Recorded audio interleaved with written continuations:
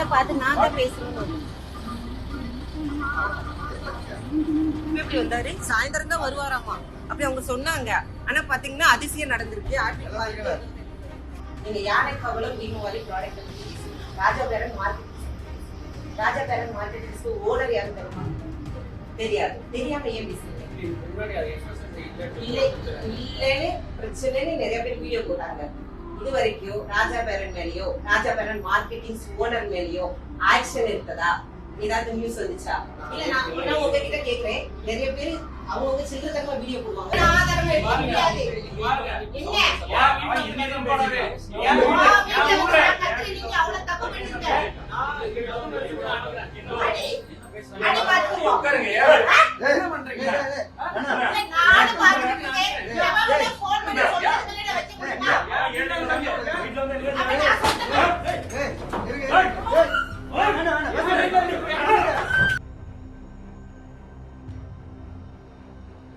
Advocate Nelson சமீபத்தில் நாம் தமிழர் கட்சியோட தலைமை ஒருங்கிணைப்பாளர் சீமான் மற்றும் நாம் தமிழர் கட்சியோட உறுப்பினர் சாட்டை துரைமுருகன் மேல பல குற்றச்சாட்டுகளை முன்வச்சு வீடியோஸ் வெளியிட்டிருந்தாரு. சீமான் மற்றும் சாட்டை துரைமுருகன் திமுக கிட்ட இருந்து காசு வாங்கிட்டு தான் தாவேகா மற்றும் தாவேகா கட்சி தலைவர் தளபதி விஜய விமர்சனம் பண்ணிட்டு வராங்கன்னு சொல்லியிருந்தாரு. சாட்டை துரைமுருகனும் இதுக்கு பதிலளிக்கிற விதமா சில கடுமையான வார்த்தைகளை பயன்படுத்தி ஆதாரம் இருந்தா காட்டுன்னு சொல்லியிருந்தாரு. சாட்டை துரைமுருகனோட இந்த ஸ்பீச்சை ஆதரிச்சு நாம் தமிழர் கட்சி தொண்டரான ராஜபாரோன் அட்வொகேட் நெல்சனை விமர்சனம் பண்ணி ஒரு வீடியோவை வெளியிட்டாரு. இதுக்கெல்லாம் பதிலடி கொடுக்கிற விதமா அட்வொகேட் நெல்சனும் ஒரு வீடியோல நிலம் வாங்கின ஆதாரங்களை காட்டியிருந்தாரு. மேலும் அந்த வீடியோல ராஜபாரோன் யானை கவலம் அப்படிங்கிற லேகியம முறையான அனுமதி இல்லாம விற்பனை செஞ்சாரு அப்படின்னு குற்றம் சாட்டியிருந்தாரு. இப்படி உருவான இந்த சர்ச்சை இப்போ பெரிய கை கலப்புல முடிஞ்சிருக்கு. ராஜபாரோன் அட்வொகேட் நெல்சன் வீட்டுக்கே போய் இது தொடர்பா பேசியிருக்காரு. கூட 2 நபர்களையும் கூட்டிட்டு போயிருக்காரு. அப்போ பேசும்போது வாக்குவாதம் கை கலப்பா மாறி இருக்கு. ராஜபாரோன் என்னோட அம்மா, அப்பா, அண்ணன் மற்றும் நான் உட்பட எல்லாரையும் தாக்குனாரு. ஒரு பேக்ல அரிவாள்லாம் வச்சிருந்தாரு. நல்ல வேளை ஊர்க்காரங்க வரவே அவரை கட்டுப்படுத்தி இப்ப போலீஸ் கிட்ட ஒப்படைச்சிருக்கோன்னு அட்வொகேட் நெல்சன் சொல்லியிருக்காரு. மேலும் தன்னோட அம்மாவை ஹாஸ்பிட்டல்ல அட்மிட் பண்ணியிருக்காங்க அப்படின்னு பேசியிருக்காரு. நாம் தமிழர் கட்சி தொண்டர்களோட இந்த செயல் இப்போ சோசியல் மீடியால மிகப்பெரிய சர்ச்சையை ஏற்படுத்தி பேசு பொருளா மாறி இருக்கு. இந்த ஒரு சூழ்நிலையில சாட்டை துரைமுருகன் ஒரு வீடியோ ஆதாரத்தை வெளியிட்டிருக்காரு. அவங்க கஷ்டப்பட்டு உருவாக்கின நிறுவனம் பத்தி அவதூறு பரப்புன நபரோட அப்பா கிட்ட நியாயம் கேட்க போனவங்களை இப்படி ஆட்களை வச்சு தாக்குனதுக்கு பேர் என்ன அப்படின்னு சாட்டை துரைமுருகன் ராஜபாரனுக்கு ஆதரவா இந்த வீடியோ வெளியிட்டு அட்வொகேட் நெல்சன் தரப்பு தான் இவங்களை தாக்கியிருக்காங்கன்னு குற்றம் சாட்டியிருக்காரு. ஒரு விஷயமா பேசணும். அவங்க வந்து நேற்று நைட் ஒரு வீடியோ போட்டாங்க. உங்களுக்கு தெரியுமா தெரியாதுன்னு நினைக்கிறேன். உங்களோட மகனா? ஓகே. அவங்க நேற்று நைட் ஒரு வீடியோ போட்டிருக்காங்க. என்ன போட்டிருக்காங்க அப்படின்னா, அவங்க பாலிடிக்ஸ் விஷயமா சீமான், சாட்டை, ராஜபேரன் இவங்க எல்லாரும் பற்றி பேசுறாங்க. அது அவங்களோட பாலிடிக்ஸ் நம்ம தலையிட போறது கிடையாது. அது யானை ப்ராப்ளம் தீபாவளின்ற ப்ராடக்ட் கொடுத்தது எந்த வித புண்ணாக்கு சர்டிபிகேட்டும் இல்லை அப்படின்னு சொல்லி வீடியோ போட்டிருக்காங்க. நான் தான் ஓனர். அவருக்கு ஓனர் யாருன்னே தெரியாது, விற்கிறது யாருன்னே தெரியாது. நீங்க பாலிடிக்ஸ் பேசுங்க, உங்க பாலிடிக்ஸ் இல்ல. நான் சொல்றது கேட்டுக்கங்க. நான் பேச வந்ததுல நான் பேசுகிறேன். ஒரு பொம்பளை தானே, நான் பேசதான் செய்வேன். அப்போ நீங்க கேட்டுக்கோங்க. வீடியோ நான் எடுப்பேன். உங்க பிள்ளை வீடியோ தானே எடுக்கிறோம். வேற ஒண்ணு செய்யல. வீடியோ எடுக்கிறது போத் ஆஃப் தி சேஃப்டிக்காக தான். ஒருவேளை நீங்க வந்து நாளைக்கு வந்து வீட்டுக்கு வந்து மிரட்டல் விட்டுட்டாங்க அப்படின்னு நான் சொல்றேன். நான் பேசிக்கிறேன், என்ன பேச விடுங்க. அப்படியா? அப்ப நான் தான் அதோட ஓனர். என்கிட்ட எல்லா சர்டிபிகேட்டும் இருக்கு. என்ன யாருன்னே உங்க பையனுக்கு தெரியாது, எனக்கும் உங்க பையனை யாருன்னே தெரியாது. என்ன பண்ணாரு? இந்த மாதிரி நான் வந்துட்டு எந்த சர்டிபிகேட்டுமே இல்லாம வச்சிருக்கேன்னு சொல்றாங்க. நான் மாசம் 2 வாட்டி ஜிஎஸ்டி கட்டிட்டு இருக்கேன். இல்ல நான் உங்ககிட்ட வந்து நீங்க அவங்க அப்பா இல்லையா? நீங்க அவங்க அப்பா இல்லையா? உங்க பிள்ளை என்ன செஞ்சுட்டு இருக்காங்கன்னு உங்ககிட்ட தான் வந்து சொல்லணும். இப்ப நான் வந்துட்டு ஏதாவது தப்பு பண்ணனா எங்க ஊர்ல என்ன பண்ணுவாங்கன்னா, இப்ப எங்க அப்பாட்ட சொல்லுவாங்க, இந்த பாருங்க உங்க பிள்ளை இப்படி செய்யறாங்க அப்படின்னு. இப்ப நான் கல்யாணம் பண்ணிட்டேன், என் புருஷன் சொல்லுவாங்க. இப்ப உங்க பையன் என்ன செய்யறாங்க, உங்க பையனால என்ன பிரச்சனை, அதனால நான் என்ன பாதிக்கப்பட்டிருக்கேன்னு உங்க பையனை வந்து நான் கேள்வி வந்தேன். அவங்க இல்லாத சைடுல உங்க பிள்ளை இதுதான் பண்றாங்க, இந்த மாதிரி மத்தவங்களுக்கு இடையூறா இருக்காங்க, அவங்க இந்த மாதிரி தேவையில்லாம மத்தவங்கள பிரச்சனை பண்றாங்க அப்படின்னு உங்களுக்கு தெரியணும் இல்லையா? ஏன்னா இல்ல அமைதியா பேச முடியாது. சாரி மன்னிச்சிருங்க. அதாவது வந்து அமைதியா பேச முடியாது. ஏன்னா நான் கஷ்டப்பட்டு ஹார்ட் ஒர்க் பண்ணி நான் இது வரைக்கும் நான் ஒர்க் பண்ணிட்டு இருக்கவும் சரி, இப்பவும் சரி, வருஷம் கரெக்டா ஐடிஆர் ஃபைல் பண்ணி நான் அரசாங்கத்தை ஒரு காலத்துல ஏமாத்த கிடையாது. என் பொருளுக்கு தேவையான எல்லா விதமான சர்டிபிகேட்ஸ், எம்எஸ்எம்பி ரெஜிஸ்ட்ரேஷன், ஜிஎஸ்டி எல்லாம் ஃபைல் பண்ணி அப்ப நான் அரசாங்கத்தை ஏமாத்தல, கம்பெனியை ஏமாத்தல. அப்போ நான் அப்படி இருக்கப்போ அவர் வந்து அந்த மாதிரி பண்றது தப்பு. நாங்க வந்து சாதாரண பிளேன்ஸ் தான் வந்திருக்கோம், பயப்படாதீங்க. இது பயம் எதுக்கு? வெளியே போயிருக்காங்க. என்னன்னா அவர் உங்க மகன் வந்து ஆதாரம் கேட்கறாரு, பேசணும். ஏன்னா உங்களுக்கு புரியுது, மனுஷன் நல்லா கேட்கறாரு. கண்டிப்பா அவர் கேட்கறாரு.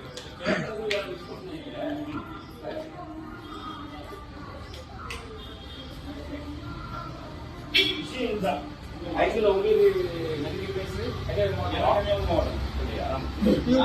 ரவி இருக்காருல்ல நம்ம சர்ச் செக்ரட்டரி. சார் உட்காருங்க. ஆமா, ரவி கல்யாணம் பண்ணிருக்கிறது என்னோட வச்சு இங்க நம்ம கல்லுக்கூட்டம் தேம்பரோட அது பக்கத்து இருக்கு. அவங்க நேர இடத்த விடுவாங்க. நான் இப்ப கவுன்சிலரா இருக்கேன் அந்த வார்டு. இங்க கல்லுக்கூட்டம். அவர் இவர் தானே நம்ம கல்லுக்கூட்டம் பிரசிடென்ட். இவர் நம்ம காங்கிரஸ் தானே, மனோகர் சிங் தானே. விஷயம்னா கட்சி விஷயங்கள் யார் வேணும் பேசலாம். நீங்க காங்கிரஸ் தானே, உங்க பையன் உங்களை தான் பேசிட்டு இருக்காப்ல. நான் சொல்றது ஆக்சுவலா வந்து பேசுறது அவர் திமுக வந்து பல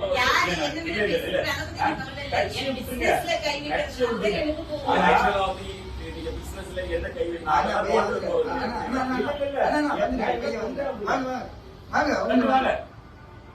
ஆல்டின் பால் வாங்க. ஆல்டின் பால்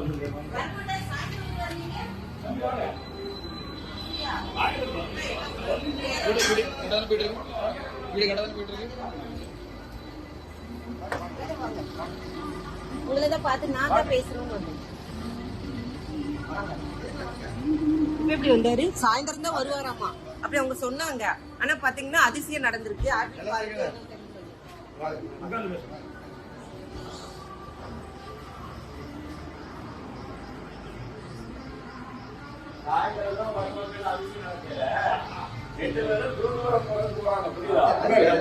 சர்ச்சையும் போயிருக்கு.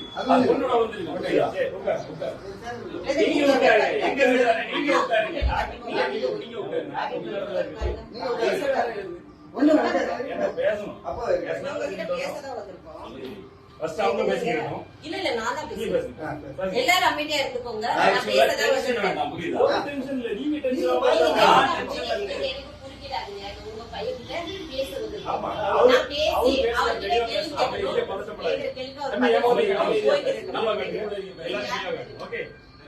தெரியாது.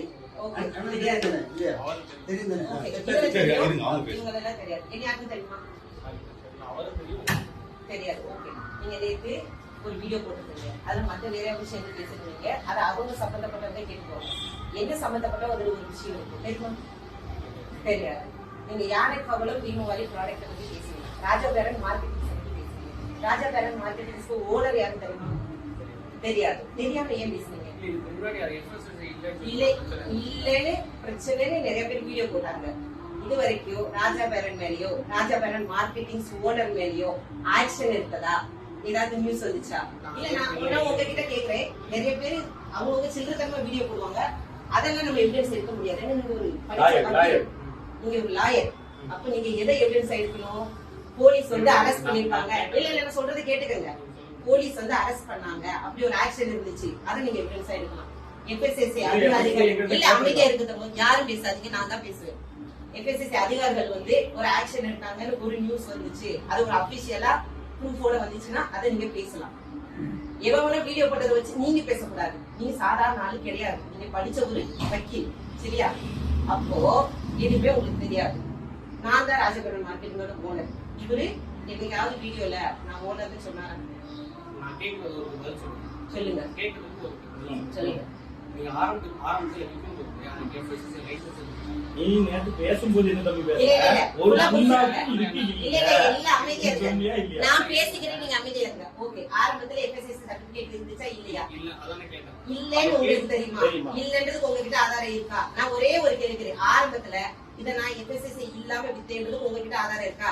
என்கிட்ட எல்லா விதமான பேப்பர்ஸ் இருக்கு. அத நான் வச்சுதான் வித்தேன்றதுக்கு என்கிட்ட ஆதாரம் இருக்கு. சரியா? அது ஆரம்பமா இருக்கட்டும், இன்னைக்கா இருக்கட்டும், எல்லாமே இருக்கட்டும், என்கிட்ட ஆதாரம் இருக்கு. இல்லன்றதுக்கு உங்ககிட்ட ஆதாரம் இருக்கா?